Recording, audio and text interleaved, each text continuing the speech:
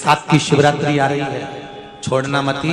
बेलपत्री का पत्ता जल में डालकर भले पत्ते को निकाल देना, और वो जल, जो रोग है, जो बीमारी है, संपदा नहीं आ रही हो, दुकान नहीं चल रही हो, व्यापार नहीं चल रहा हो, बच्चे चिड़चिड़े हो गए हो, क्रोध पड़ रहा हो, तो भी बाबा पर घर के प्रत्येक व्यक्ति एक लोटा जल जरूर चढ़ा के आना, शिव को नमन कर कर आना। ये मौका नहीं मिलता, चढ़ाओ।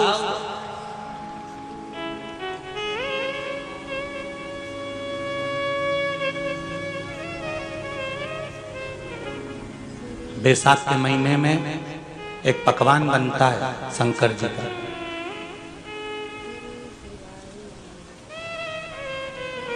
शिव जी के हाथ में त्रिशूल है, शिव जी के 3 नेत्र हैं, बेलपत्री में भी 3, बोलते जाओ, पत्ती है।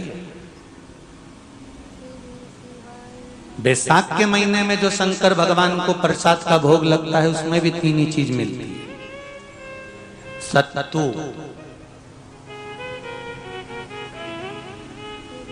कोई दूसरे महीने में बनता है? जम के तो बोलो नहीं। कब बनता है?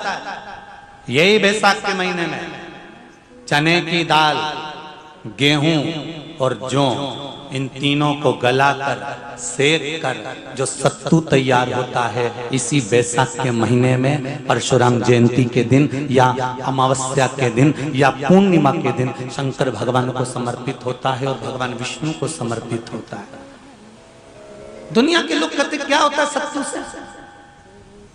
सास अपनी बहू से कहती है बेटा सत्तू बना ले, थोड़ा सा सत्तू बाजार से ले आना, 10 रुपए का खरीद कर ले आना। आज सत्तू, आज अपन पूजन करेंगे सत्तू की, अक्षय तृतीया है, थोड़ा सा पूज देंगे, थोड़ा सा भगवान को भोग लगा देंगे, सत्तू का लड्डू बना लेंगे। बोलो री जी, सही है कि गलत है?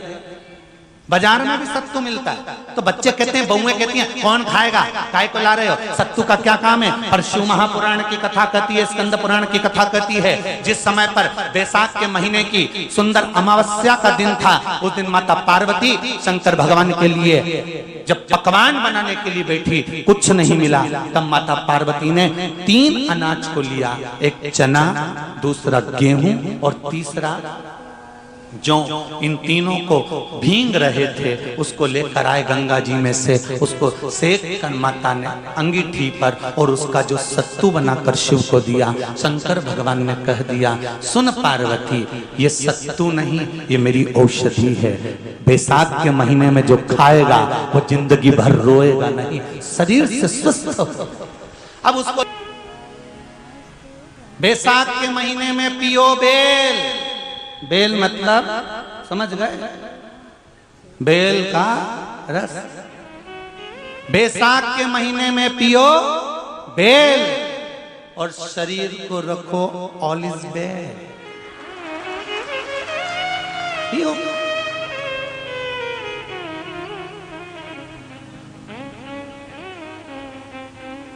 शरीर बेकार नहीं होगा,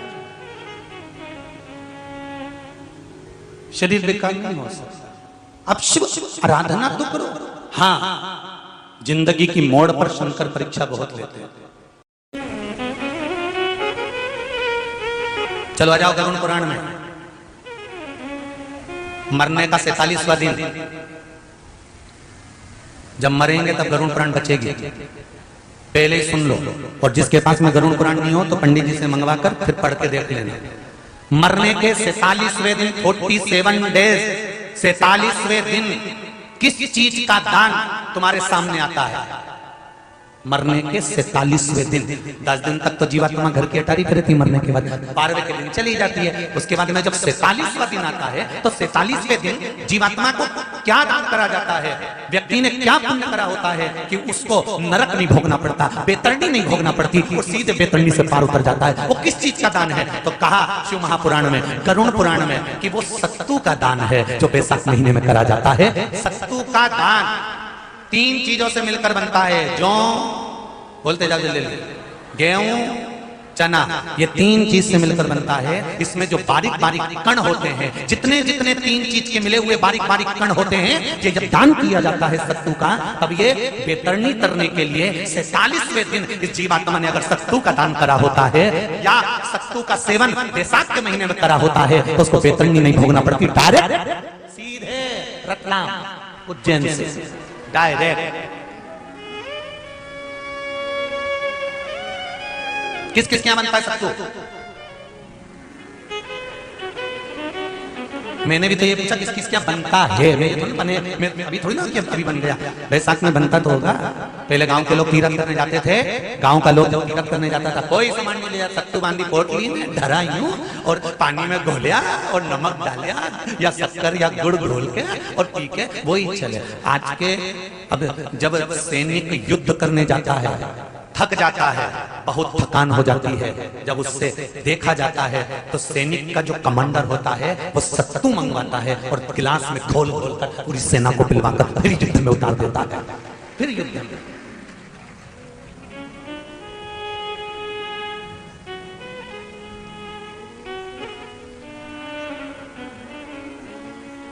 साधारण नहीं है महाराज। सत्तू में जितने बारीक बारीक कण होते हैं, जितने बारीक बारीक कण, अब तुम्हें काम करना, अभी जब फ्री रहो तो कागज पे रख के सत्तू का एक कण गिनना, 1 2 3 बारीक बारीक गिन के देना जरा। तो तुम्हारा क्या जाए गिनने में? भगवान कृष्ण के हाथ में पट्टी बंधी थी, तुमने भी तो रुक्मणी को गिनने को दिया था, जरा गिन तो जरा इसमें कितने धागे।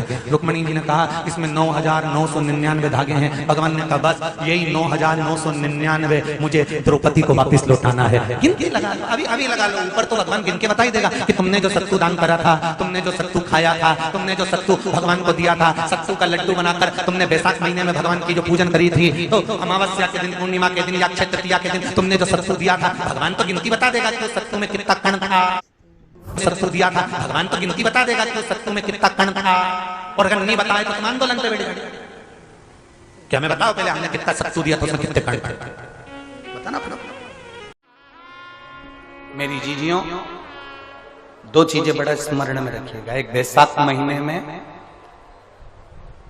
मट्टी के पात्र का जल।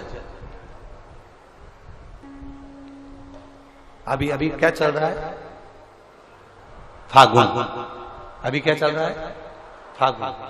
जब बैसाख का महीना आए ना,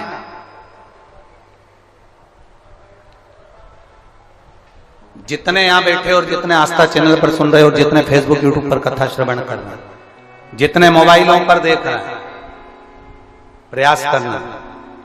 बैसाख के महीने में मिट्टी के पात्र में जो रात्रि भर जल रखा हो, मिट्टी के पात्र में, अगर आपके पास में घड़ा हो, हंडा हो, नी हो, तो दिया हो, दीपक हो, कुल्लड़ हो, कोई भी तुम्हारे पास में जो मिट्टी का पात्र, उसमें जल भरना। वो जल बैसाख के महीने की किसी भी सोमवार के दिन, किसी भी सोमवार के दिन, बैसाख महीने या किसी प्रदोष के दिन या बैसाख महीने के शिवरात्रि के दिन, वो मिट्टी के पात्र का जल अपने घर के प्रत्येक व्यक्ति का स्पर्श कराकर उस मिट्टी के पात्र के जल को तांबे के पात्र में डाल लीजिए और घर के प्रत्येक व्यक्ति का स्पर्श करा लीजिए और शंकर भगवान पर कुंदकेश्वर महादेव के नाम से समर्पित करिए। कुंदकेश्वर महादेव। कभी जीवन में पीछे पलट कर देखने की जरूरत नहीं पड़ेगी, आप उन्नति की सीढ़ी की ओर बढ़ते चले जाओ। बैसाख महीने में मट्टी के पात्र का जल भगवान शंकर को समर्पित होना चाहिए। उसका सुख हमारे जीवन को एक आनंद फल प्रदान